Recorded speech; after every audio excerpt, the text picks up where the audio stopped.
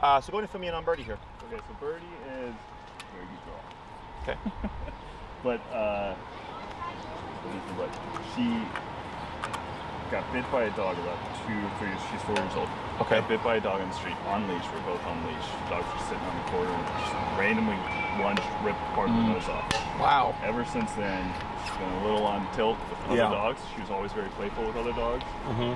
She's always been an option. I read the Cesar Millan book like right when she was saying. Oh yeah, I saw that. She's like very like, in my opinion, she's better trained than some dogs. I've seen her thing. She'll listen to me, even if there's other dogs running. They're off leash. She's chasing a ball, like high activity thing. If I call her like, quickly enough, she'll just come right back to me. Okay. Type thing. Birdie. It's okay. There's no treats in there or anything, so she won't get in trouble. But ever since she got bit by that dog, she's been on edge with other dogs. Yep. Birdie.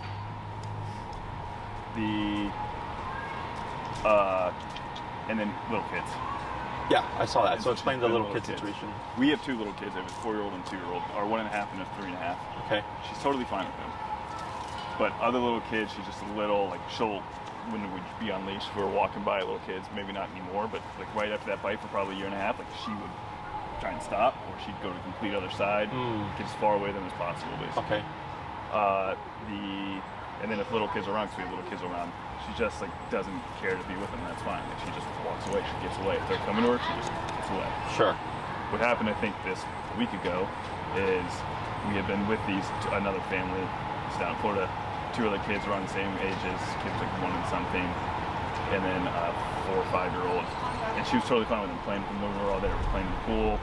She was totally fine with them. Birdie. And then. It was like 6 hours later, and maybe she was tired, whatever. We were my wife and I were putting our kids down in our living room. Birdie, So it truly doesn't really come up. We were both. Unfortunately, what happened was neither Amanda or myself were there. Okay. She was down in the living room. Their kids were out on the boat. They came back in. We didn't know they were coming back in. Sure.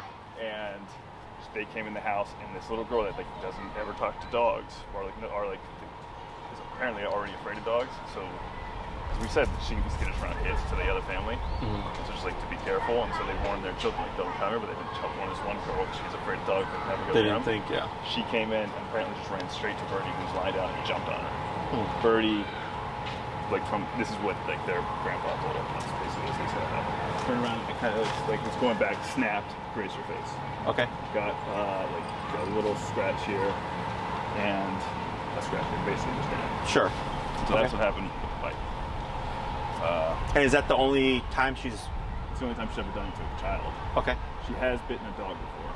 Okay. And the dog at that point this is when this is pretty close to after being the dog after she got bit, and a big dog came and jumped on our stroller to where baby was. Like jumped on top of the stroller, and she was playing with the ball, and honestly came sprinting over and bit the dog. Interesting. Okay. Was it okay? The dog was entering into your space when you guys were jumped playing on fetch. the baby stroller, our baby I stroller. see. Like Gotcha. Up on one leg, and she came and jumped on the top, basically. And did it. Was there punctures? There was a puncture. Okay. Dog blood. Okay. Did they need like vet or anything? I don't think so, but because we gave them all our information, said, hey, we're so very, very sorry, down cost. The same thing happened when she got bit. The other owner was terrible. Sure. We never want to be in that situation. So here's our information. Sending vet bills. Tell us what I'll pay. Like, Yeah. We'll pay. Tell us what it is. But Sure. They never told us. Okay. But the dog was bleeding. Gotcha. A lot of times it can look worse than it is, you know. So chances are, if it was bad, they would have contacted you. Okay. And then, what is your intention? Like, what are you wanting to achieve with? I don't know. Just never. I got bit by a dog once, and that's why I bit a number of people, and like we should have been put down. I don't know. Was a bit very aggressive, but that's again my misconception maybe of what happens with a dog get bit. But I always heard if a dog bites multiple people, you put your dog down. I don't want to put Birdie down. Sure. I want to train Birdie to either. I don't know what it is. I think Amanda and I have taken responsibility for the bite because we weren't there and we put Birdie in that situation. But I don't know what to do to ensure it doesn't happen, because you can see if there's just like a random kid coming in or whatever, like she's a little skittish. Yeah. Not like necessarily skittish, but like she's gonna try and get out of the way, and like some kids aren't gonna listen. And we have 2 small kids that have small friends, and I have another kid like that. We're just gonna have to deal with this for a few years. Okay. Or we as owners are always just gonna have to put her away. Okay. So I'll give you the breakdown of everything. So in my book, what she did is not aggression. Right. That's a correction. Okay. Okay. So, and also with the dog that jumped on the stroller, same thing. Okay. That was her protecting or being defensive over the family, which is also natural. Okay. So, let's say if we take the stroller situation, right? Because she's playing fetch, and she turns around, and all of a sudden there's a dog jumping on the stroller, and she comes in like, "Hey, what are you doing impeding on our space?" Right? She's protecting the family, which is instinctual, which is not necessarily bad. But in our world, it becomes unacceptable because now that dog belongs to someone else, right? And now we have liability and all that stuff, right? So that's what makes it tricky. Yeah, I've had that argument. I've lost that argument with my wife. So. Yes, right. But I'm kind of proud of her a little. Yeah, maybe that's wrong too. And not in my book. Yeah. Everybody has their own opinion. Yeah. Right. And not everybody's going to agree, and that's fine. But if that dog hadn't done that, I don't foresee her going out her way to bite that dog. Definitely not. She'll avoid dogs at all costs, basically. Right. So for me, I go, that's not aggression. Now, she may have drawn blood. Yeah. But dogs are pretty good about, how do you say? Corrections and stuff, right? Yeah. So if she wanted to do more harm, she could have. Was it a big dog, small dog? It was a big dog. Big dog, yeah. You know? Dogs aren't really aware of like, oh, you're bigger than me. Like, I wouldn't start a fight with you. You're bigger than me, you know? Yeah. Dogs aren't like that. Yeah. Dogs are all about energy. So like my Chihuahua, who's 8 pounds, can take a bone from my 60-pound pit bull. Like he'll literally come up, grab it from her, and walk away. And she's just like, what just happened, right? And it's not about size. It's just about energy and the confidence that he brings when he walks in to take that bone from her, okay? So if she wanted to do more harm, it would have happened, okay? And this is coming from someone who's dealt with this for 12 years, you know, and people are always like, oh yeah, like the dog almost bit me. I'm like, no, the dog was warning you. If the dog wanted to bite you, they would have bitten you, right? The child jumping on her, absolutely 100% is a correction. Again, if she wanted to do more harm, she would have. Yeah. Okay? Yeah, definitely. I mean, based on, sorry. It's okay. So I don't hold that against the dog, okay? It's not like she went out of her way. Like, if you would have told me the child walked into the room and then she just charged and lunged at her, that's a totally different thing. Right. Because that's what I thought you were going to say. Got it. Because you're like, yeah, like this kid, they didn't tell her because she's scared of dogs, so I would, you know, same thing, I get it. I would assume, oh, that she's not going to jump on the dog, right? Yeah. But this time she did. Yeah, right. So that was a correction of her saying, hey, don't jump on me, that's disrespectful, I don't like that, right? In our world, if a kid ran and jumped on you, you'd be like, yo, like, hold up, don't do that, right? That's bad manners. Right. We would communicate that with words because we have words. Right. Dogs don't have words. And she didn't have a moment to get away. She didn't have a moment to like bark and growl, right? It was too abrupt. She got caught off guard. She's like, hey, boom. Yeah. You know, because in their world, it's bit or be bitten, right? Like what happened with the dog, right, when she was attacked. So, and since then, I would say that that's probably even more so a part of who she is because she's had that negative experience. Right. Okay, so when it comes to the kids and her being avoidant, because that's what that is, that's healthy. Now, I understand there's going to be kids around her, and if we're trying to press that, that is something that could be worked on. Okay, trying to get her more comfortable. Now, we have 4 responses to stress: fight, flight, avoidance, submission. Okay, so if you read Caesar, he says that all the time: fight, flight, avoidance, submission, right? So her default response is avoidance. That's from what you told me, right? The issue we have with that is with kids, if they're not taught to respect or recognize that, hey, the dog wants something to do with you, they tend to keep pushing, right? So if she's being avoidant and they keep pushing, and she learns, well, avoidance isn't working, and I can't run from you, and I don't want to submit to you, that opens up the fight response, okay? Now again, in my book, that's not the dog's fault, because she did everything else before they jumped to that response. Does that make sense? It does. So like I had a client, they had a dog, it was a Shih Tzu, who didn't like kids, okay? And they had a wife was pregnant, they were doing the training, and I told them, because we brought kids over, avoid it. He'd hop on the couch, completely away from the kids, right? Yeah. And they're like, oh, but we want him to be there. I go, I know that's what you want, but that's not what he wants, exactly. Yeah. I was like, he's being avoidant, and he's actually doing well. I was like, because he's saying, I don't like their energy, so I'm gonna mind my business over here. Yeah. So I told them, when you have a kid, your kid's probably gonna be crawling towards your dog. Don't let your child corner your dog. They will get bit, right? Fast forward a few months later, I ran into the owner. randomly, and I'm like, oh, how's Crasher? He's like, oh, he's doing really well. He's with my grandma. He bit my son. And I go, and I already knew. I was like, what happened? He's like, well, you were right. Yeah. He was, you know, he was on the couch. Our son was going towards him. Yeah. He looked fine. We thought it was going to be okay. Our son reached out to pet him, and then he bit him. Yeah. And I go, that's not on Crasher. That's on you as a parent. Yeah. Because I warned you ahead of time. I told you. I foresaw all that stuff.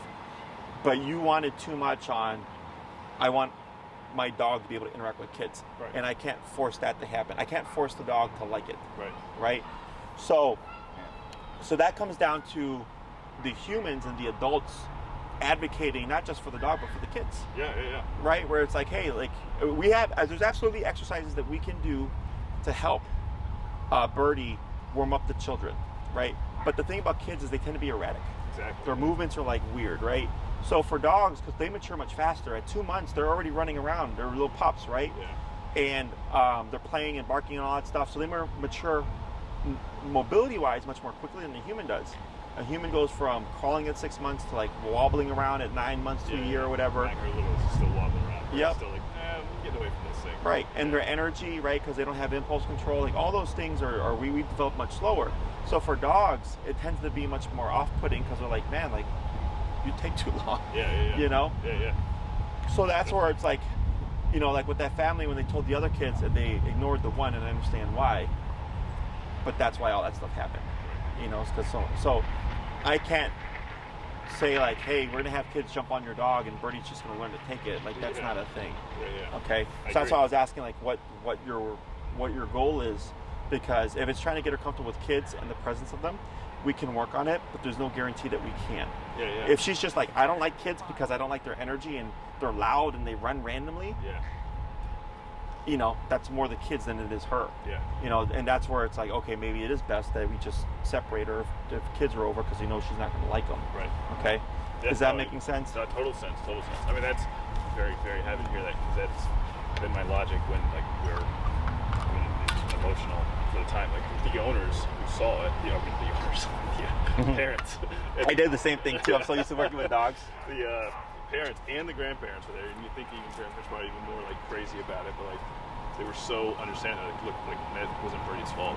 Yeah. And like I don't think for my wife and my wife's mom, they were like, you have to send this dog to camp. Like, this dog has to go to camp for 3 weeks for Birdie to know. Like, they're telling us. I mean, if you want to give me the money, man, I'll take it from you. Yeah, right. That's what I'm telling them. I was like, and I really appreciate that. Like, I've planned it, like, for what you're saying, like, got it right. No, like, yeah. Saying, like, telling them something not to, but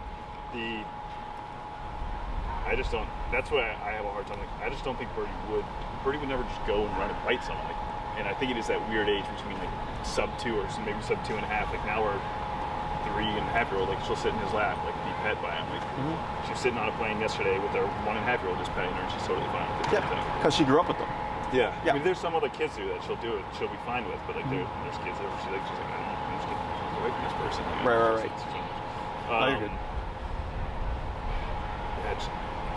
And when they're like, oh, they're just gonna camp, I'm like, what's a camp gonna do? Like, they're gonna just constantly have little things falling on her, and she's gonna learn not to bite it. Like, I don't know how you train that. No, it's not really a thing. Like, so the problem is in our world, there's this thought or mentality of like you should be able to do anything to a dog and not have any repercussions. Yeah. You know, and I go, that's not how that works. Everybody has boundaries. You have boundaries. I have boundaries, right? Dogs have boundaries. Some dogs are just like whatever and let kids and blah blah climb all over them and everything. Yeah. And then there's dogs that don't, right? And in her, that was a completely valid correction. Yeah. You know, and I've been doing this for 12 years. Right. This is a dog bite. Okay, this is 10 stitches. Okay, this wasn't an aggressive dog. This is a dog that didn't want to go in a kennel. Got it. Okay, he was 1 year old. He's a Great Dane, never been neutered or hadn't been neutered, never been trained. Tore up the house, right? So I brought him to my facility, and I did some training. He did great with the training, and all I was trying to do, ironically, was just trying to see is he going to fit in the kennel? Because I hadn't had a dog that big before. Yeah. And since he had never been, he freaked out, and he looked up and he bit my hand, right? Yeah. And when I called the owners, they're like, oh my God, like our dog's aggressive. Are you going to sue us, this and that? And I go, your dog's not aggressive. Yeah. Your dog just freaked out because he had never been put in a kennel before. Yeah. And he used what he had, which was his mouth. That's what they do. Yeah. So I was like, I just need you to pick up your dog. I need to get stitches. I need to heal up, and then bring your dog back, and I'll train him. Okay. That was 2 years ago. That was that was end of 2019. He comes to daycare. He comes to boarding. We've never had a problem since. That's awesome. Okay. but he was not aggressive. Yeah. But they didn't know, so I had to educate them and say, like, he just freaked out. And it sucks. I mean, I don't want to be bit, but it's not that because your dog was, being aggressive. It's because he freaked out and he was trying to defend himself, right? So, I have a much worse bite, and that dog is not aggressive. Yeah. Okay, I have a scar here from a Rottweiler who was aggressive. Yeah. And what happened was, I was working with the owner outside. The dog started freaking out because it would lunge at strollers, bikes, rollerbladers, dogs, everything. Right. And I had a special suit that protects me, and I had a brain fart, and I was trying to help the owner calm the dog down. So I'm like, here, hand me the leash. And right when I did that, I was like, fuck, this is not the kind of case, right? Yeah. And I saw the dog look at me, and I jumped back, and the owner pulled back, but the dog lunged and got me with the canine still, So that was aggressive dog. Yeah. Okay, you couldn't go near the owner within, leash distance because he would just go after you. So that's the difference, okay? It's kind of like with humans, if someone takes another person's life, we have to look at the reason, right? And if it's self-defense, you're protecting your family, or you're protecting yourself, it's not considered murder, right? But if you do it for the sake of doing it, exactly. So it's the same thing with your dog. When it comes to training, like in my book, there is nothing. I'm sure you can find someone that will tell you, like, yeah, sure, bring your dog in. We'll take, money for 3 weeks of training. Yeah. That's because they just want your money. Yeah. But they're not nothing's gonna be done. Right. Okay? If anything, it's just gonna suppress the dog more. That's again where I think that's where my fear is with all of it. Yeah, so now the dog becomes even more on edge. So that's why it's a fine balance of, if I have Birdie, and let's say there's kids that I know she's good with, I know I can be a bit more relaxed. Yeah. Right? But still always under adult supervision. Right. But then if it's like, oh, we're having those kids come over, and I know the last time that Birdie was with them, she didn't have a good time, I might just kill her in a room and lock the door and say, all right, kids, like, leave Birdie alone. She's resting, right? So then she has her quiet space. She's not being forced to be exposed, because you cannot make a dog or an animal like something. Yeah. Right? So there's stuff that you like and don't like. I can't make you like something you don't like. Yeah, exactly. That's something you have to decide yourself. Yeah. It's the same thing with dogs, okay? Now, is there stuff that we could do? Sure, we could pair positive reinforcement with kids that she's uncomfortable with, and then hope that she would open up and go like, oh, when you come over, like, yeah, you're kind of weird, but I get good stuff out of it, right? That could happen, but there's no guarantee that it would. Yeah. But then also, let's say she does get comfortable with those kids, but then one day one of them decides to jump on her, she's still going to have that boundary, So that would be the realistic, outcome of all that is we cannot make the dog accept something that they're uncomfortable with. There's things that we can do, but there's never a guarantee on that. Okay? And in my book, your dog did nothing wrong in either case. Okay? Questions on any of that stuff? No, that all makes sense to me. I mean, the only thing I can think of, like, I think that's, I guess the only thing I can think of is twofold. One's with other dogs. Actually, I'm going to go back to that one. On the kids front, I think that's exactly right. I don't know what we would train. It's like, if we even wanted to, like, say, let's do some trainings and see if we could get like, something more comfortable with it. And or, then I guess, we're like training ourselves too. That's kind of what I fear what it's going to be. I'm happy to hear that, but like, it's going to be like, we just need to put Birdie away with certain kids. Like, that's not going to change with a 3-week boot camp or not, basically. Right. Plus, they would need kids. Yeah, exactly. Like, how are we going to work on kid stuff if we don't have kids? Precisely. Yeah. Precisely. The other one is, though, with dogs. Like, she just used to love playing with dogs in free range. And now there's only like certain dogs she's going with, and it's on Birdie's terms. Like, if she can go up and be quiet, like get her sense, then they'll play. But like if she goes and that dog goes at her first real quick, like she's freaked out and she's ready to go. She's ready to go fight, basically. She's ready to scrap. I call it scrapping. Sure. Or and then get out of there. But she's fast. If I call it get out of there, but like immediately. But I just feel bad for her. Maybe that's me putting what my thought is on how she has fun, but like she used to love it. Yeah. So unfortunately, because of that dog attack, it's created distrust. Right. I'm sorry. How old is Birdie? 4. She's 4, and this happened how long ago? 1.5. So it was like 2.5 years ago. Sure. So like I have a golden doodle that I trained, named Taco. Similar. 4 to 6, like was completely social. Then one day an off-leash dog attacked him. And since that day, 180. Dog reactive on a leash, dog aggressive and all that stuff. And we made a lot of progress. So that that progress can be made, right?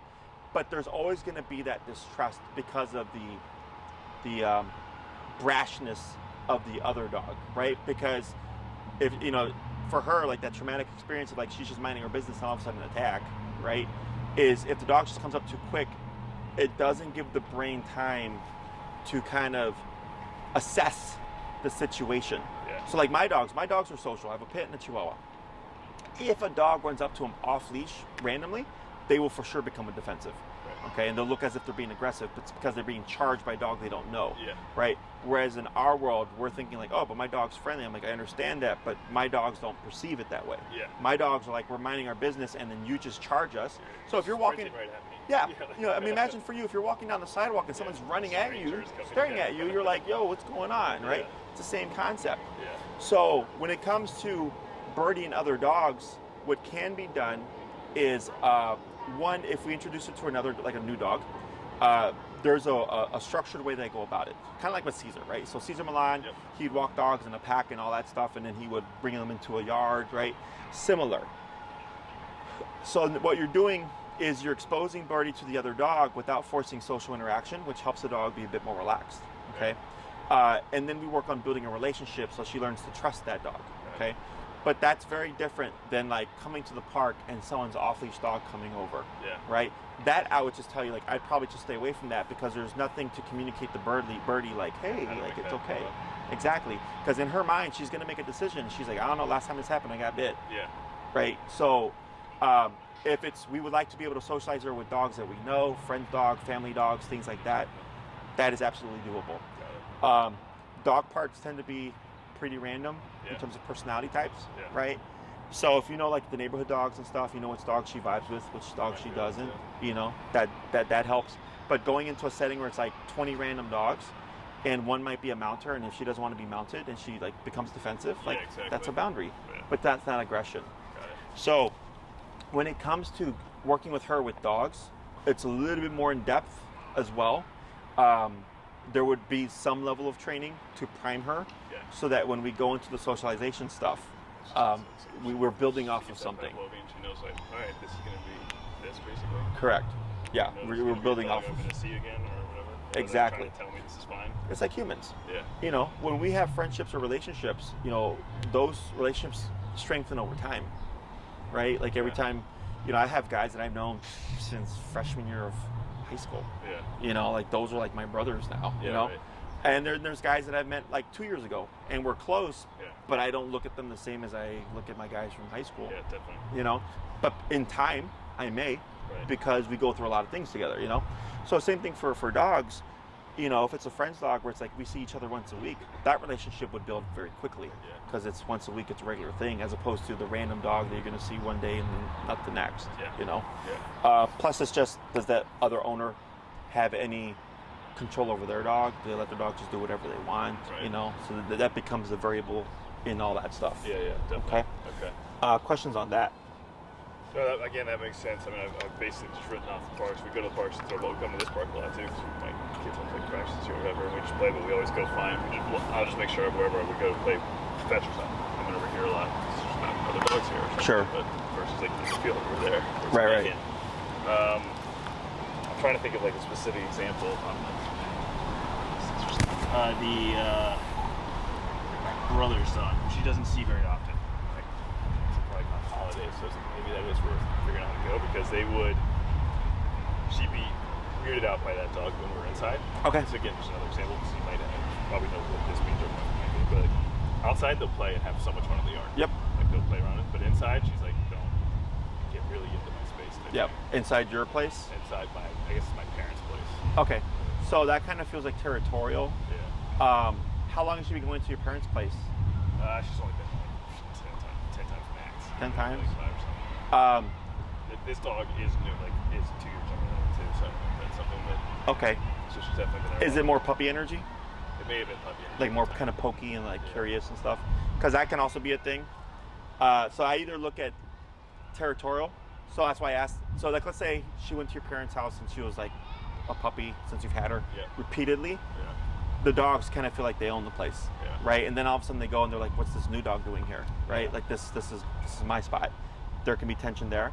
Otherwise, if the dog has more of like a puppy type unregulated energy, in her world they regulate each other. In our world we wouldn't, right? Like if you did something that I'd call a police or whatever, right? Like it's all handled by like a third party.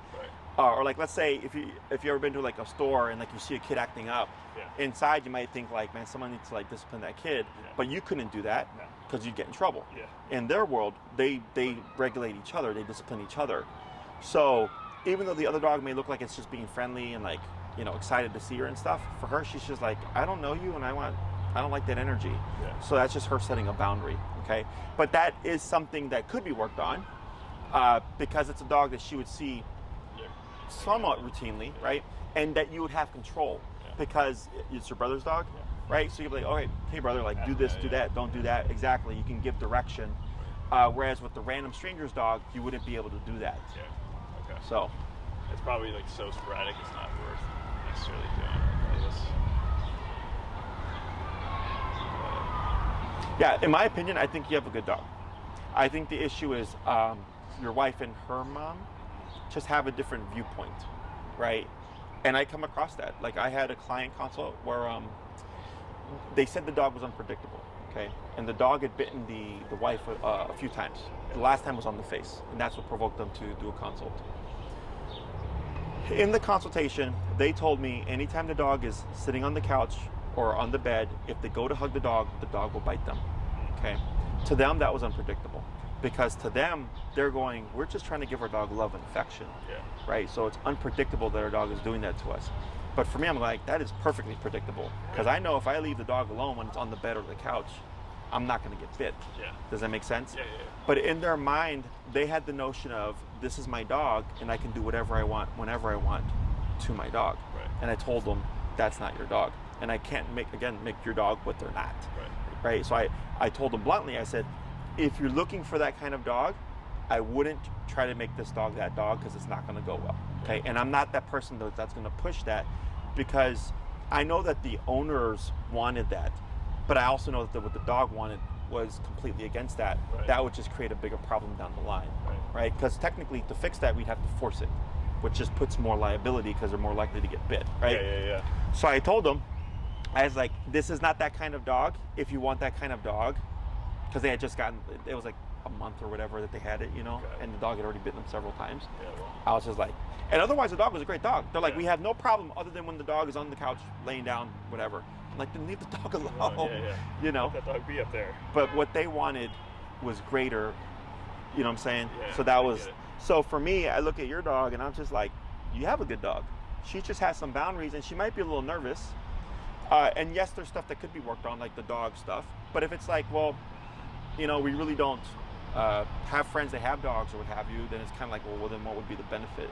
You know? Because if you take it to a dog park, like there's people that bring dogs there that shouldn't be there all the time. You know? Now that's another kind of can of worms that you're opening up. The kid thing, like the kid jumped on her. You know? So I'm like, and then if she wanted to do more harm, she could have. So. Okay. Yeah, I mean, I think from what they said, it was kind of like a graze, and then she kind of got enough space to scoot away from her and got under a table, basically. Yeah, she retreated. She was just like, back off, I'm out, right?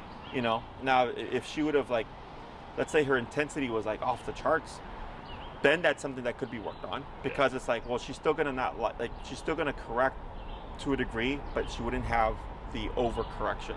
Like she has to learn how to correct correctly, so to speak. But that for me that's completely fair. Okay. I think she does have that thing that you mentioned, like, I don't know, from that story, but like she would be, like in Florida, for instance, our like family member lives also next door with a great big, massive lamb, a brown lamb. They're now actually cool, but that's because they spend a lot of time together. But they don't play together. They just like are fine walking by and walking over each other. They coexist exactly. Every now and then, like if this dog like gets too close to something, then she'll go and like kind of snipe at him. That's what she does, but she also does too this thing where if she's on like a couch or like a chair or like at the top of the stairs and the dog's going, like she doesn't really let that other dog come. I see. So that's territorial. Yeah. So like that could be addressed. You know, if you're wanting to address stuff like that. Got it. Because that's her. I mean, it's all boundary related, right? But it's unhealthy in that degree, Yeah. right? Because the dog's just going upstairs, Right. Or like if she's got like a stick and the dog's like, hey, what kind of stick do you got? Yeah. It's one thing if the dog is going for the stick, and another thing if the dog's just like walking by, Yeah. right? So like I get that's resource guarding. So if the dog did that, but all right, that's to an unhealthy level, Right. okay, that stuff could be addressed. Yeah. So if that's stuff you're wanting to work on, then I go, sure, yeah, we got stuff that we can do. But everything else, I'm just like, that's not on her. That's just like the environment. Yeah. And for sure. Yeah. Other questions? I don't think so. Maybe it's worth trying to do some resource guarding. She doesn't really have it with food that I can think of. I don't know if it started happening with like the fall, but I think it was something. I don't think that, but I imagine if the dog was with her right now, just doing that, or like if she was doing just something by herself, she would jump up and potentially lunge. Sure. So that's stuff that we could work on if you would like. Yeah. We work on resource guarding all the time. So then it's a matter of thinking of like, what's our exposure to that, right? So if it's like, she's got a stick and like one of the kids comes up to her and it's like a regular thing where she's snapping at them to back them away from an object, they go, that definitely needs to be worked on, right? Yeah. If it's like, well, we're at the park and we're playing fetch by ourselves, and if the random dog comes up and like comes into the space, like the risk of that is much lower. Yeah. Technically, the person should have let their dog come into your space, but I would understand like why you'd want to address that. Yeah. Because let's say she did go after the other dog, we don't know how that dog's going to respond. Yeah, exactly. That dog could come back and come back even worse. Like, Exactly. And that stuff it happened to a client here. She was playing fetch with her pit, and her dog is social. Yeah. And her dog was going for the tennis ball, and another dog came randomly and went for the tennis ball at the same time, triggered into a dog fight. And she was able to return her dog because of the training. Yeah. But when she told me about it, I'm like, your dog didn't do anything wrong. Like it was, a completely random moment. Yeah. Otherwise, like this would be a constant problem. Yeah. Like shit like that happens. Yeah. So, I think that's how we treat it. It does feel like we're watching liability sometimes, and it's a little sick and sad, but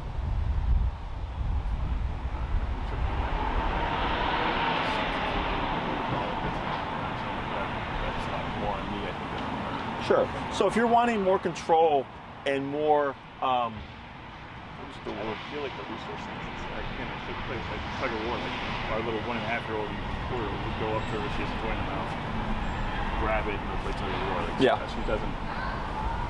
So I don't know if it's a resource guarding or if it's just like, again, like the dog just getting it's a trust thing. Yeah. I mean, imagine like you're going to your car and like some random person comes up and is like, hey, I'm going to get the fuck away.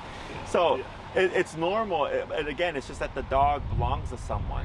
So if she did something, that's where things are bad, So if you would like to have kind of more of security and confidence of like, I have control of my dog, and if something happens, I have the ability to stop it, I can for sure help you. Like there's stuff that we can do, okay? There's the stuff that we can't work on would be like forcing her to like kids jumping on her, stuff like that, right? But if you, let's say it's like, well, Jesse, I'd like to come to the park and not worry about my dog going after another dog when she's playing fetch. I can help there, okay? Oh, okay. So then it's not, She'll stay away from dogs at all costs, basically. I guess it's really like the dog comes near her or walks by her, that might be what but I don't know what I'm necessarily. That would be let's say you're here, right? Yeah. And you're 20 feet away, she's over here, and you see a dog coming over. This is a recall. Yeah. Right? Birdie, get over here. That's what I did. So you pull out the situation, because you can't make her like the dog coming into her personal space,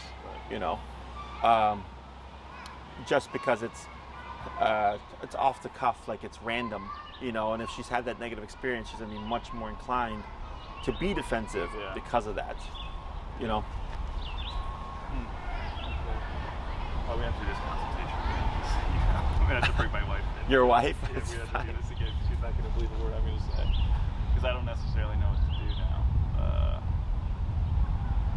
Or what would you recommend? I guess we do. I can give you. On, like, dogs or... I can give you a kind of a general, because I have a feel for like what would help you, right? And like your situation with like your wife and her mom and stuff. I think for them, what they're wanting is to see that something was done and to have more security on like, this isn't going to happen again, right? But that's that's not a thing. Yeah. You know, like let's say 6 years from now, another kid jumps on her. Yeah. It probably happened, but like you went 6 years, you know, and then again, it's not her fault; it's the kid. Yeah. So, did you do research on how we train, the methods that we use? So we use e-collar and prong. Right. We very rarely use prong. Yeah, just because e-collar gives you off-leash control. Yeah. So, I believe her recall or this like is spot on. Like if she did when this was happening before, like and she was still fine with some dog. It got to a point where she's like, I'm basically not fine with random dogs in the park. And they were scrapping. She was scrapping laps. She was taking blood with her. Anytime that they would like be running side by side, like it would she escalate. was getting escalated. Yeah. She got flipped. She's small. She gets flipped over all the time, and that's when she really starts going. Correct. Yeah. But if I yelled or like a certain tone, she'd be gone in there in a second. So like I'm not so worried about that part. But or like with kids, like she'll listen to me too. If there's like a random kid, I'm like, Birdie, just come over here. Basically, sure. Like, she'll figure a way to get out there, but that just gets away from the her scenario. Sure. I don't know what I'm saying. I'm not trying to defend her. No, I mean I agree with you. Like I don't think you have a bad dog. I think you have a dog that unfortunately has had a couple of circumstances that kind of set her up.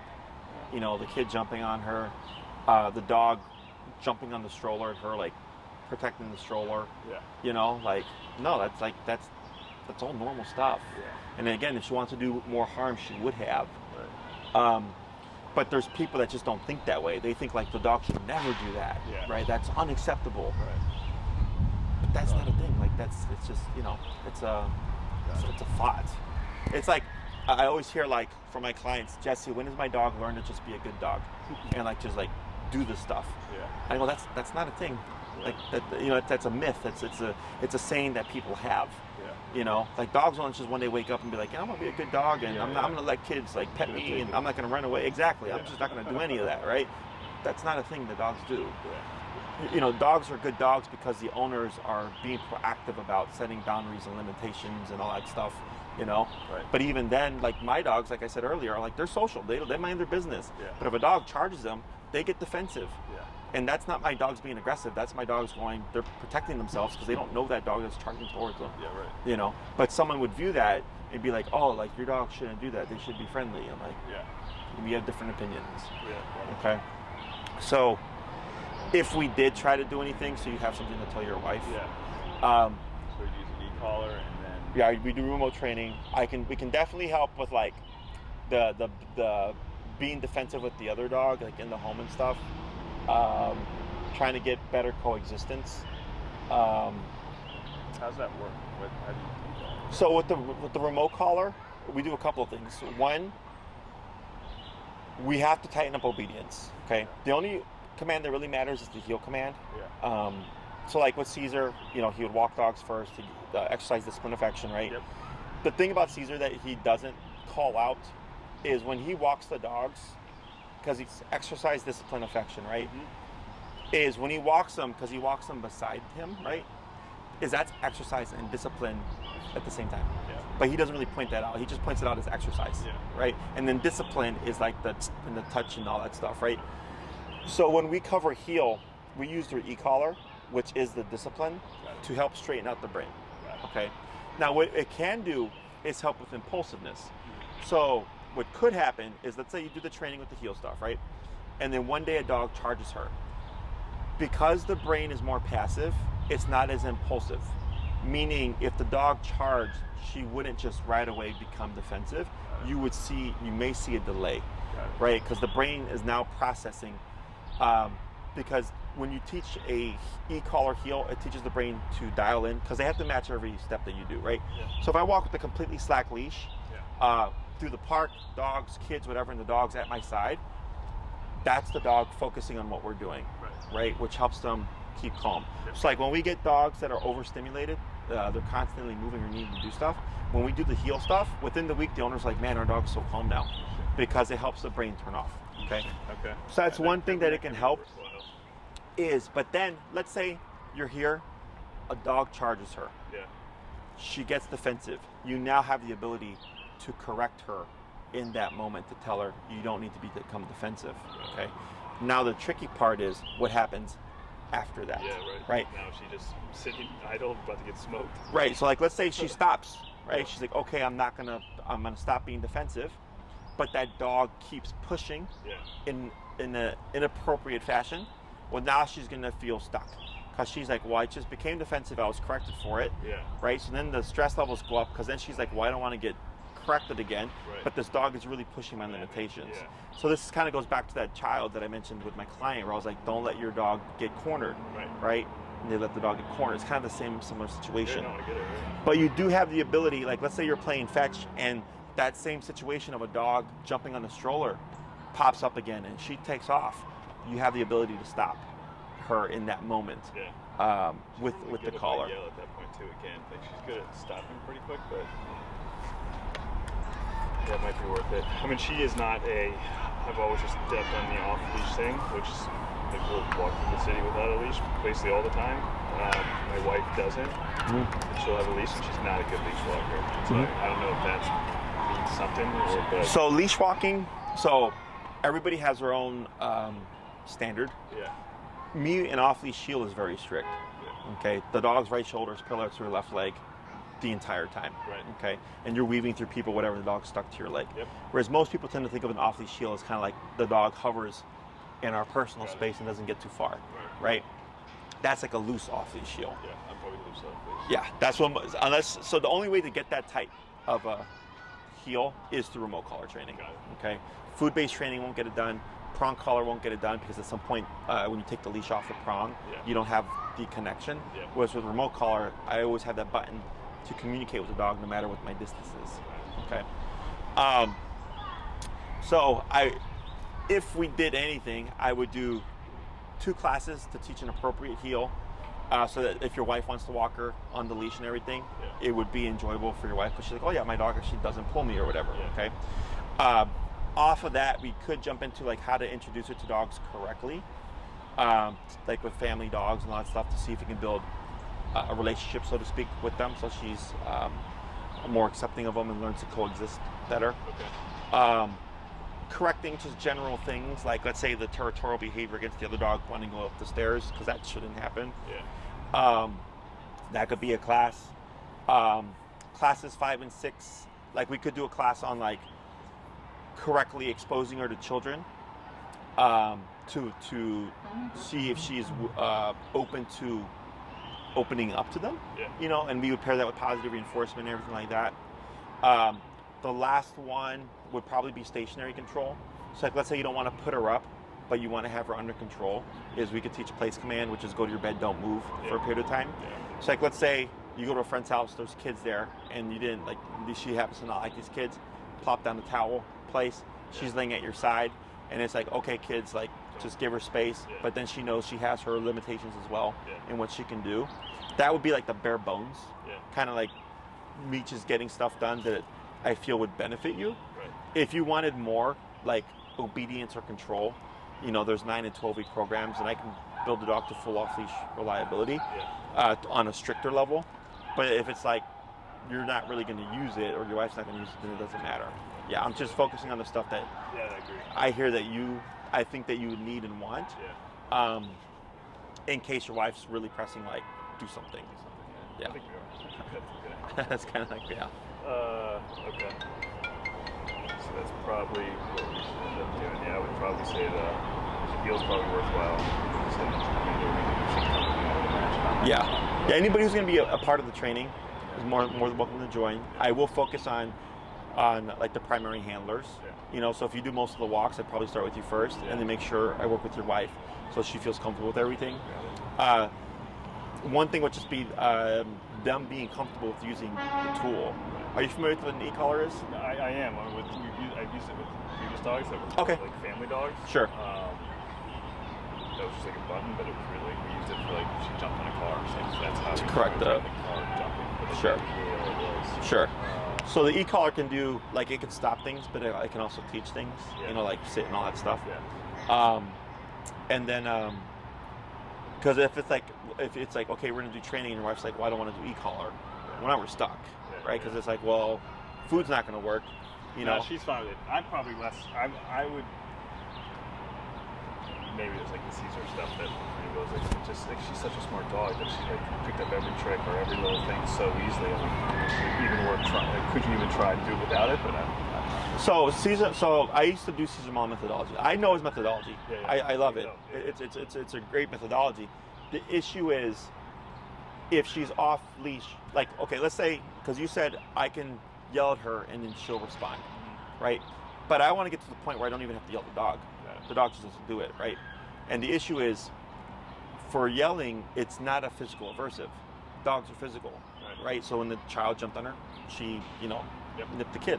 When the dog jumped on the stroller, she bit the dog, right? The dog that attacked her bit her, right? Dogs are physical animals.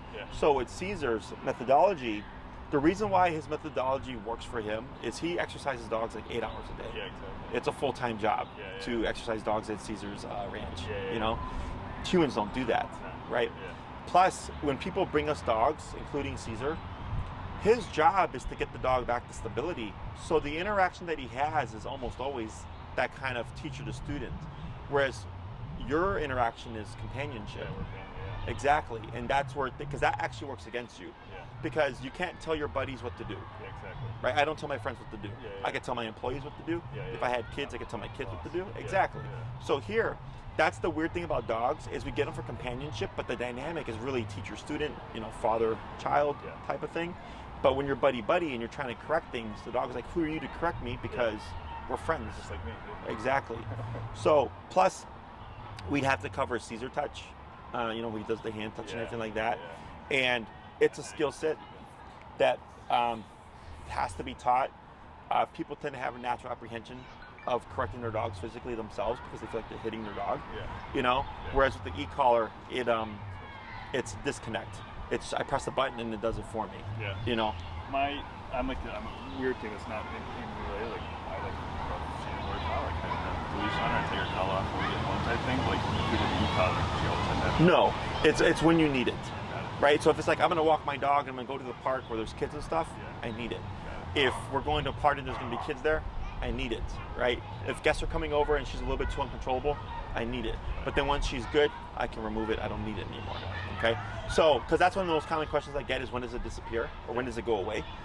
And in my book, it does it when you need it, right? So like, let's say for your wife, let's say you do the training and she's like, wow, I really like this tool. I have so much more confidence in controlling my dog with it, right? You may find she uses it more than you do because she feels she needs it more, right? But if your dog's a great dog inside the house with the kids and doesn't need it, then it's not on, okay? I refer to it kind of as a cop on a collar for people, because we tend to speed on the expressway and stuff, and then when you see a cop, you slow down, right, for the squad car. So same thing for dogs with the e-collar. It's like a cop on a collar. When it's on, she's going to behave herself. Exactly. So it's nothing good or bad. It's just the way of the world. It's opportunistic behavior. So kind of like with kids, right? If you say, hey, don't watch TV, and you're not there to reinforce that rule, that kid may sneak around and watch TV, right? So same thing for dogs. Other questions? Do you have one of the e-collars here? With me? No. Okay. Oh, maybe. Why, you want to feel it? Yeah, I think I remember once. I mean, we were little when we had it. Older brothers, like they would turn up in the full blast, and I would get shot all the time. And I do remember it kind of hurting me, but then when I remember, and this was 15 something years ago. I feel like maybe even more. It was more, but no, I took it out because I basically read the whole website, and I was. Yeah. No, I took it out. I had one from a client yesterday. Yeah. So, if you ever been to a chiropractor or physical therapist, it's a miniaturized tendonite. Okay. So it's a muscle contraction. It's and then they're much more refined now. Yeah, that's what I figured. Like mine was like a full, like it was. Yeah. Pretty wild. I was like, I just thought. No, yeah, I'm the not ones that we opposed use. to it, but I was hoping maybe we wouldn't. But it's. They're professional grade. There's 127 different individual stimulation levels, so we can really fine tune it to the dog. So like I have because she's a golden doodle, right? Yep. So I have a client right now who has a 10-pound, 15-pounder, and about the same size as her. And one of them operates at 5 to 8, and the other one operates 15 to 20. So 2 different numbers for the dog. So each one has their own setting. And if you try to do Cesar Millan approach, the issue is, let's say, we're pressing a boundary, and she's like getting nervous and you have to correct that, it's harder to correct with Caesar touch because you have to develop the skill of. Yeah, I have no idea what's doing. I have no idea what's doing. Yeah, I mean, I can show you, Yeah. but then the other thing is it becomes more personal because it's you correcting your dog. Yeah. So then what we tend to see is the dog will snap back at the owner. Got it. It would change the relationship. Yes. So, but what happens is the owner feels like their dog's becoming aggressive towards them. And I go, it's not that. It's that you're correcting your dog, and your dog has the right to correct you back. Yeah. Right? And it becomes a conversation. 4.5 years or whatever it is. Exactly. Yeah. Right? Yeah. So that makes a difference. Yeah. So when you do remote collar, she doesn't know where it's coming from. Yeah. We don't see that. Yeah. Okay. And it's the easiest tool like to learn. It's very like logic and common sense based. Transference is very high. So if you work, if I work with you and then your wife, like it just transfers very easily as long as it's very consistent amongst everybody. That's why it's my go-to tool. The pop collar too. All of a sudden, man is walking. Exactly. It doesn't matter. As long as your wife is pressing the button at the number it's supposed to be at, she would respond the same. And it's not that you're always using it. Yeah. Once she understands the rules, you'll find that you use it less. It's merely just present in case like an off-leash dog comes and charges her and you need to stop your dog, in the moment and stuff like that. Because it's the things in life that you can't account for and control that just gives you a little bit of extra security. Yeah. That's really the whole training thing. I just really don't know how to like send her away for 3 weeks. Like how are they even going to train for that? I would do they in have, person. like a bunch of kids that are ready just to jump on this dog and like how's that work? I don't. No. I'm sure there's train for the unexpected. Yeah. No, it's really much. Really, what we do is I train my owners how to use this device. So should the unexpected happen, they can do something. Yeah. It's like in that scenario, like say we were there. Really unfortunate neither of us were, but like just jumped on we would have to have our hand on the trigger because it would happen so fast. Right. I mean, there's still some. It's more so like foreseeing the problem. So I've done this for so long. If I have a personality, like I'm working with the client and their dog has issues, I can call out things prior to the problem. Excuse me. Prior to the problem. Yeah. So that the owner, if they see it about to happen, they're able to already address it before it does. Yeah. But she'll you both do that. Like if there's a certain kid there, like she will show her teeth. Mm-hmm. If the kid's getting like way too close, or then she's like actually where her bed is, and maybe that's something we should change. If the kid's in a corner, maybe we should get it out of the corner. Like put it maybe in the middle of a wall, so she hasn't escaped one way or the other. But is this is not with your own kids? This is with like other kids. Yeah. So that would be like, all right, kid, leave my dog alone. Yeah. Because it's like they're pushing buttons and they're putting her in a position where she feels she needs to. Yeah. When, that shouldn't even be happening in the first place. Yeah. Now it's one thing to teach her to leave the situation with e-collar as a fail-safe, because I've done so when I work with dogs that are actively human aggressive, I'll make contact with them. The dog will try to bite. We'll correct all that stuff so the dog learns that biting isn't an option. Right. But we do it more so as a fail-safe. Okay, so the owner wouldn't allow just random people to pet their dog, right? But in the off chance that it should happen, because it does, where someone's like, oh hey, right, and reaches out, the dog won't do anything because we've already worked through stuff. But ideally, the owner wouldn't even let that happen. Yeah, that's really good. At this point, we're with her, like, just don't touch her dog. But she just got shaved. Normally she'll say it's 10 minutes to do it. Yeah, no, for sure. That's what I think is her downfall. Yeah. She's not about that anymore. But I guess if there's something that we can train that, like maybe that's one of those days that we did.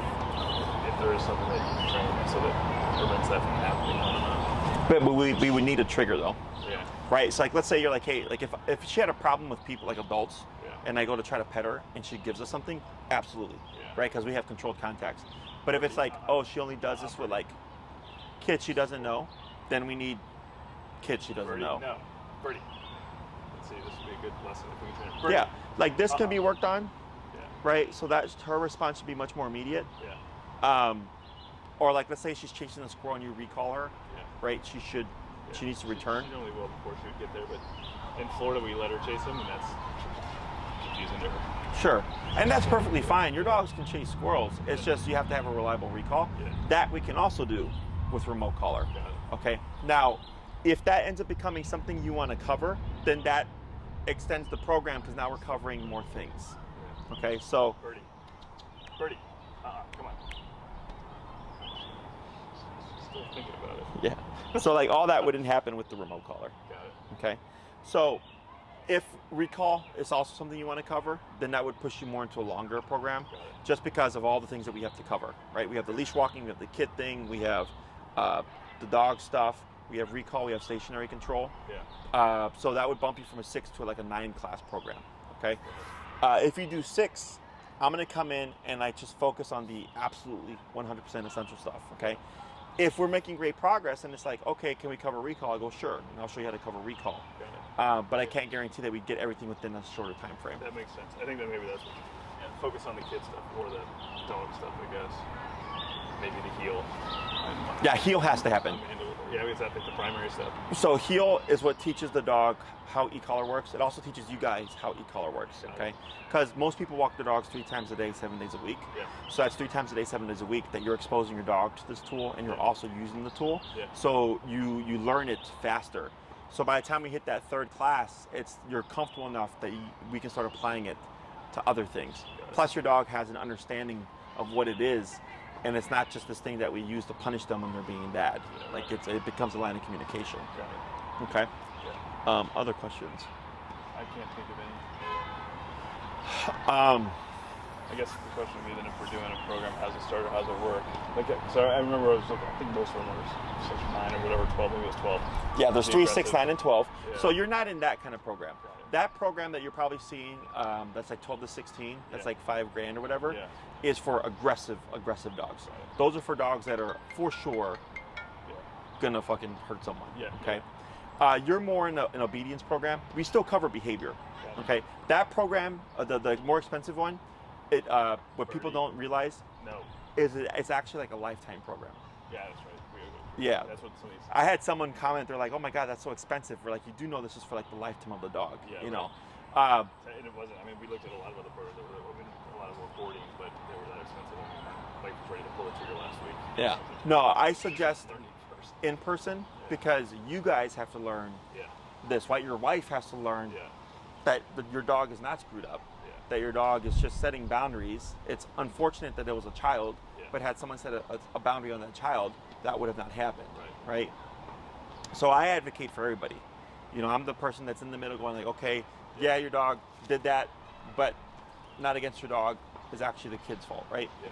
But if your dog went off and like nipped the kid for running, I'll go, that's a different thing. Yeah. Now that's on the dog because it shouldn't be chasing kids and nipping them at their heels. Right. You know, like it's very. She actually, that's a good point. She will snipe our little kid, but it's like in a playful way. But it's like maybe it's a bad thing I do. Like we wrestle and we'll bite, we'll mouth each other.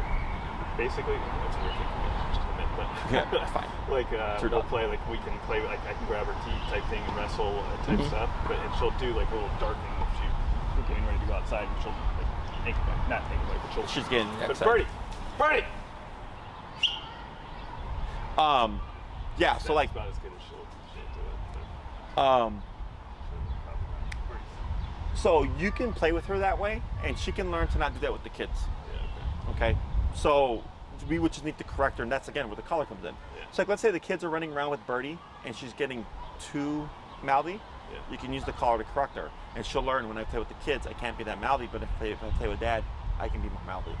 That's also something, you know, that can be done. It's just a matter of a consistency and clear communication. Yeah. Which is why the e-collar is such an effective tool. Yeah, and that's where I probably fail her, because I let that type of stuff happen. Where some kids actually cooks like it, but she's jamming them up. She's ready to go outside. But again, I don't know if that's a bad thing. Like, is that setting a bad precedent that means I can play with children? So I guess it's like the lead. Not, I mean, because they're two different things. It's one thing for her to like get mouth, because dogs use their mouth to express everything, to be affectionate, to correct, to express anxiety. They're panting, right? They're salivating. They're very mouth based, right? So her nipping at the kids in the house, like your kids or whatever, like to be playful, versus her nipping a kid because it jumped on her, are two different things. Even if you corrected her nipping the kits for so play, separate. it's a separate reasoning, separate thing fueling it. Okay. So Okay. I put you somewhere between 6 and 9. Okay. And then depending on which program you choose kind of dictates how I proceed. Because if I see you with a longer program, then I know, okay, I got more time and I can structure it differently. If I see a shorter program, then I come in going like, okay, I got to bare bones this and focus on the stuff that's going to absolutely matter for everybody. So how do we look at that? Would you say just what 2 planes look like type thing, or is it just figure that out right yeah, now? people just how do you say? If you want to cover recall, you're definitely going to be in a 9 class program. If you're not really caring about recall, then I would put you more in a 6 class program. Okay. I would. You correct me if I'm wrong. I'm just wondering, like the recall stuff that I think we have. And maybe I'm not thinking of it the way that you're explaining it, but like I would think the 6 was fine. I don't necessarily know on the recall front if I'd be using it all the time. I guess. I don't know. Like I don't care. Yeah. You know. I just don't know what like if it like is it that or is it like the recall more important like with a kid and a dog type thing? Yeah. So right there when you called her, there was a delay. There was a delay. There was about 2 seconds. Yeah. Right. Imagine if she was charging a dog. Yeah. You don't have 2 seconds. Imagine if she's charging a kid. You don't have 2 seconds. Right. Recall's like this. Yeah. It's 180 immediately when I call you. Got it. That's the difference. Got it. Let's say she's running towards the street. You don't have a 2-second delay. Yeah, Because right. 2 seconds she'll be in the middle of the street. Yeah. It's immediate. Yeah. Okay. So the other thing, and then again, talk to your wife, is because you're going by your confidence with Birdie, but then there's your wife's confidence exactly. with Birdie, right? When someone else watches, like, we always have her on leash. Like, you don't need to, but I understand why you would. So I would talk to her and get her feel on things, because she may want more. Yeah. You may be confident with what you have, right? Yeah. But your wife needs more in order to feel that way, Right. right? So then you have to factor that in as well. Okay. So there's no rush. Like, think about it, mull it over, talk to your wife. Say, Jesse said we're between somewhere to 6 and 9 week program. Yeah. And I suggest in person because this is your dog. Yeah. And, your wife also needs to learn Oh, you mean like a board? the boarding, like, because the obedience stuff and all that, it's easy to Yeah. do, right? It's Yeah, all functional obedience. Yeah. But it's not about that. It's me like educating your family, like, Yeah, hey, yeah. Birdie's actually not out of place doing what she did. Like, she's just setting a boundary. It's just not acceptable the way she did it, Yeah. right? So this is what you guys need to do so that we keep her out of trouble, right? And we set boundaries on kids and blah, blah, blah, blah, Okay. so that we don't get this again and we limit the risk of that happening again. Okay. Is it possible to start, say, let's do a 6, and both the man and I, Birdie, show up to that first one, and then that right as we're learning that, so we're first time, like the first one's gonna probably all be heel, right? Yeah, first So it won't class really are on matter. heel. The first 1 or 2, like the trajectory would be the same whether it was a 6 or 9, basically, what happened in that first class. Kind of, except that if I see a longer program, I know I have a little bit of wiggle room to play with things. Okay. Otherwise, if I see a shorter one, then I go, okay, I have to just bare bones and just focus on the stuff that needs to be focused on. Got it. And then if you're asking about, like, can we do 6 and bump to 9 or something, Yeah, that's what it is. is we don't prorate programs. Oh, I So what that means is you buy 6, Okay, yeah. exactly, because we do my schedules ahead of time. Yeah. So this makes it easier for us to schedule my calendar, Got it. because then we know, okay, 6, boom. So Yeah. then at the end of your program, Got it. Maria's able to already book another client because Okay. she knows you're going to be done within a time frame. Yeah. So it makes the scheduling process easier. Okay. So If we decided in that first program, is that you're saying that's already too late, basically? what do you mean? First day, like if we got in there. Correct, right. Once you've said, hey, we're doing 6, we just think of you as 6, and we move on to the next client. Okay. All right, so I'll have to make the call, unless we just do another consultation. Yeah. So Okay. which is probably like the price of another, like just doing a longer program, anyways. Okay, I guess I don't know that. Yeah. Will Maria just send those to us, like the 2 options? Yeah. So the pricing is on my website. Okay. Um, So I need to go to the obedience side, not the. Yeah, not the behavior. Yeah, Okay. we still cover behavior, Yeah. but this is not that kind of behavior. This is what I would call mild. Got it. Okay, I've seen way worse stuff Okay. than this. Yeah, I think anything that we've ever brought her into when it started having the dogs, we had a few different trainers, which is local, like they were half a year, like whatever your standard, but we were doing like kids train or something, like we would go to some other like right by the zoo and like try and do some stuff, but nothing that seemed worth it. But shoot, I'm explaining that. But I think what all those types of trainers are saying, or your vet, is like it's just they're calling it fearful aggression. It's kind of what they were saying Birdie has. Sure. I mean, but you can still correct it. It's still not acceptable that she do it. Yeah. Right? Like, I understand, yeah, she's out of fear. Yeah. Right? That's one of the most common forms of aggression is fear aggression. Yeah. Very rare is it a dog confident in what they're doing. Yeah. In terms of aggression and like actually seeking to do harm. The rat that bit me was not a scared dog. Yeah, right, He was just like, don't come near me and my owner. Yeah. But even if a dog is being aggressive out of fear, it can still be corrected because it's still not acceptable. You know, like if one of your kids starts punching you out of frustration, like you understand they're frustrated, but it's not acceptable that they punch you. Yeah, exactly. You can still address things like that. Yeah. Okay. Yeah. Okay. Cool. All right. So I'll just reach out to Maria then. Yep. So talk to her. Talk to your wife. Yeah. See what would you like to do. You can reach out to Maria. She can send you the pricing for everything. Okay. Including the Are they collar. always here? Yeah. So we primarily work here, unless it's something like if we were working like resource guarding. We'd probably be at my facility, so we don't have the distractions. We can just focus on the resource guarding. Okay. Do bear in mind, if we're going to have to work with kids and or dogs, we need kids and or dogs. So that's my responsibility. Correct. Kid or dog. Yeah, dogs are a bit easier because I can bring one of my employees' dogs or my dogs or whatever. But kids are tricky. I don't have kids. Yeah. I mean, I can bring my kids, but it's probably not the We same. need kids that would be problematic. Yeah. Yeah. Okay.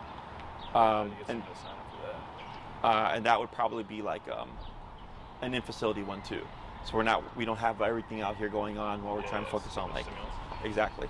Would it ever be at our home? Would it make sense to be at our home? So if you need to do an in-home, that's fine. There's just an upcharge. So like let's say you do 6 classes, and 5 of those we do here, and you're like, hey Jesse, this last one I need it done at my house. Not a problem. And then you just coordinate with Maria. Okay. Because since I'm based here, I have to leave here to go to you and come back and all Like that stuff. 70 minutes away. Yeah. But yeah, fair enough. Okay. Do we have to do that up front? Or like, can we No, do no. that? That's all play it by ear. Okay. So I get some clients where it's just like, let's see what we get done first, see how the dog's progressing, and then like I might say like, okay, next class will be in home, and then we figure out the scheduling and all that stuff. Okay. Okay. All right, sounds good. Anything else? That seemed like the right plan. So you think it's a 6 or do you think it's a 9? Talk to your wife. Your wife, I would say, is the one that's going to help you determine that, Got it. because I can tell you're more confident with your dog. Yeah. Right? Like there's some stuff that you're kind of like, I don't want this to happen. Yeah. But you're confident, like I can return my dog and stuff like that, right? Yeah. But it's your wife. Yeah. If she doesn't have that same level of confidence, then she may need a longer program so we can build her up with the tool so she feels that she has the confidence to prevent and or control things, whether when they're happening and stuff. The flip for like my wife, I fully agree with what you're saying. Amanda, like the way that I take care of her, like when I'm most of the one taking Birdie out, like Amanda's never going to go to the park to throw the ball for Birdie. That's fine. Like what we do all the time. It's like her recall is almost totally unnecessary. She always has Birdie on the leash type thing. Because she doesn't have. She has the confidence to have her off leash for sure. I think, but like she just doesn't. She won't. She doesn't do it. So if she's walking her, she'll have her on the leash. Sure. And she doesn't really take her to the park to run around unless like we're having our kids there and Birdie's just there and it's like having a picnic and Birdie's just sticking close by. But Sure. I'm not really there for that anyways. But I think hers. I mean, I guess if the recall really came to like if they were in the house and she had friends over, I wasn't there type thing. Maybe that's what she would want it to be. Sure. Talk to her. See what she thinks. Okay. Okay. But 6 is the minimum I would suggest, and that's me just bare bonesing stuff. Okay. Otherwise, if your wife's like, yeah, like if I had more control, I would do more stuff, then a longer program would help you. So. Pretty good. Okay. Okay. Thanks, Awesome. It was a pleasure, Michael. If you need anything else, let us know. Otherwise, talk to your wife. And then you can talk to Maria. Do I just email her directly, or do I have to do another online? You can email her directly.